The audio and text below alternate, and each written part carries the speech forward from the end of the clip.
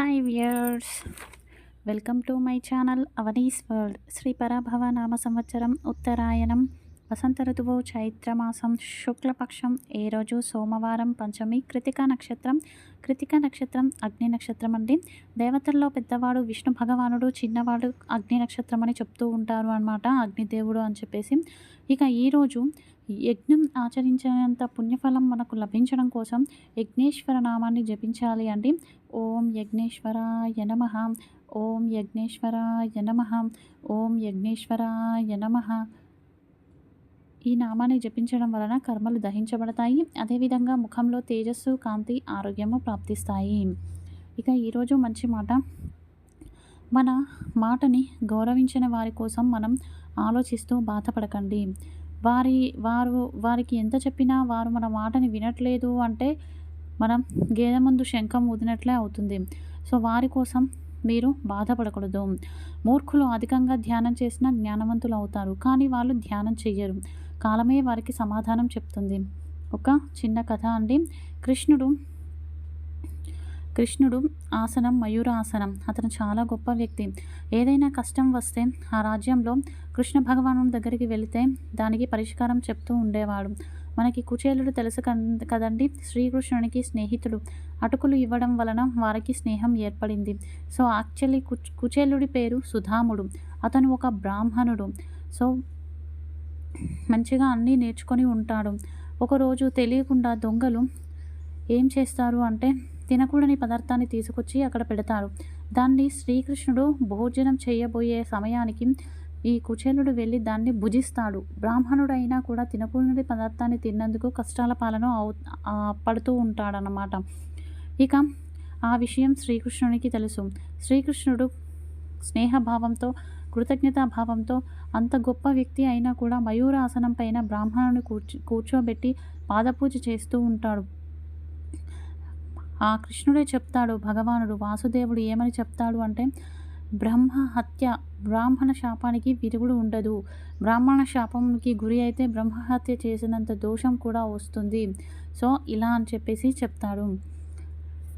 ఇక ఈరోజు తారాబలం. ఈరోజు నిత్య నక్షత్రం కృతికా నక్షత్రం అండి.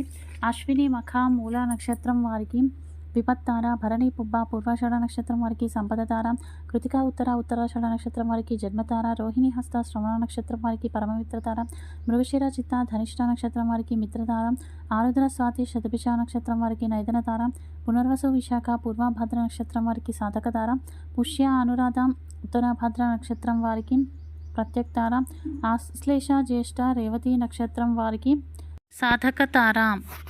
ఈరోజు మన సంప్రదాయంలో భాగంగా మనము ఇంటి ముందర, అదేవిధంగా పూజ గదిలో ముగ్గులు వేస్తూ ఉంటాము. ముఖ్యంగా పూజ గదిలో మనము ఖచ్చితంగా శంకు చక్రాలు వేస్తూ ఉంటారు. శంకువు శబ్దానికి సంకేతం, అలాగే అమృతంతో సమానం. ఇక శంకువు నుంచి ఓంకారం అనేది వస్తుంది. ఇక చక్రంని చూసుకుంటే చక్రం దుష్ట శిక్షణకు మూలహేతువు. మనలోని చెడును, దుర్గుణాలను దూరం చేస్తుంది. దీనితో పాటు మనం సూర్యచంద్రుల ముగ్గును కూడా వేస్తే సూర్యుడు పేరు ప్రతిష్టలను ప్రసాదిస్తాడు. అలాగే చంద్రుని ముగ్గును వేయడం వలన సుఖశాంతులు, మనఃకారకుడు కాబట్టి మానసిక ప్రశాంతత చేకూరుతుంది. సో ఎవరైతే పూజ గదిలో శంకు చక్రాలను, అదేవిధంగా సూర్యుడు, చంద్రుడి ముగ్గులను వేస్తూ ఉంటారో వారికి జీవితంలో అన్నీ లభిస్తాయి. ఈ భూమి మీద సూర్యచంద్రులు ఉన్నంత వరకు ఆ పూజా ప్రతిఫలం అనేది ఖచ్చితంగా ప్రాప్తిస్తుంది. ప్రకృతిలోని చైతన్య శక్తిని మన ఇంటిలోకి ఆకర్షిస్తాయి. అలాగే ఏదైతే ఇంట్లో ఉన్న నెగిటివ్ ఎనర్జీ, చుట్టుపక్కల నెగటివ్ ఎనర్జీ ఇంట్లోకి రాకుండా కాపాడుతూ ఉంటాయి. ఈరోజు వాస్తు పరిష్కారంలో ఎవరైతే దేవతా వృక్షాలు ఉంటే ఆ వృక్షాలను తీసేసి ఇల్లు కడుతూ ఉంటారో, అలాగే ఈ దేవతా వృక్షాల మీద పిడుగుపడి ఆ వృక్షాలు మాడిపోయినప్పుడు ఆ ఇల్లు కడుతూ ఉంటారో, అదేవిధంగా గోవుల యొక్క కళేబరాలు పూడ్చిన చోట ఇల్లు కట్టడం, అలాగే మనిషి కళేబరాలు పూడ్చిన చోట ఇల్లు కట్టడం ఇంటికి అరిష్టం అన్నమాట. ప్రారంభించినప్పుడు ప్రారంభిస్తారు, కానీ ఆ ఇల్లు కన్స్ట్రక్షన్ కంప్లీట్ అయ్యేలోపు అపశకునం జరుగుతుంది. ఆ ఇంటి యజమాని ఖచ్చితంగా మృత్యువుకు గురి అవుతాడు. భార్యాపిల్లల జాతకం బాగా ఉన్నా కూడా ఇది ఖచ్చితంగా జరుగుతుంది అండి. కాబట్టి తప్పకుండా జాగ్రత్త వహించండి. ఉదయం రోహిణి నక్షత్రం అంటే మంగళవారం. ఎవరైతే సంతానం కోసం ప్రయత్నిస్తున్నారో వారు రేపు జంట నాగులకు 6 ప్రదక్షిణలు చేసి రండి. ఒకవేళ వీలు కాకపోతే ఇంట్లోనే శ్రీకృష్ణుడికి వెన్నను నైవేద్యంగా సమర్పించండి. వీలైతే సంతాన గోపాల స్వామి ఆలయానికి కానీ శ్రీకృష్ణుని ఆలయానికి వెళ్ళి దర్శించుకోండి. వివాహ ప్రాప్తి కోసం, అలాగే ఎవరైతే ఉద్యోగరీత్యా భార్యాభర్తలు దూరంగా ఉంటున్నారో వారు ఈరోజు సాయంత్రం పూట నువ్వుల నూనె కాకుండా మరేదైనా 3 రకాల నూనెలను కలిపి ఎర్రని మట్టి ప్రమిదల్లో దీపారాధన చేయండి. తదుపరి 2 నాణేలను నీటిలో శుభ్రం చేసుకొని గంధం రాసి వాటిని చేతిలో పట్టుకొని మీ సంకల్పాన్ని చెప్పుకొని వెలుగుతున్న దీపాలలో ఆ 2 నాణాలను వేయండి. దీపాలు కొండెక్కాక రేపు ఆ నాణేలను తీసుకెళ్ళి ఏదైనా దేవాలయం హుండీలో వేయండి. తప్పకుండా మీ సంకల్పం ఏదైనా నెరవేరుతుంది.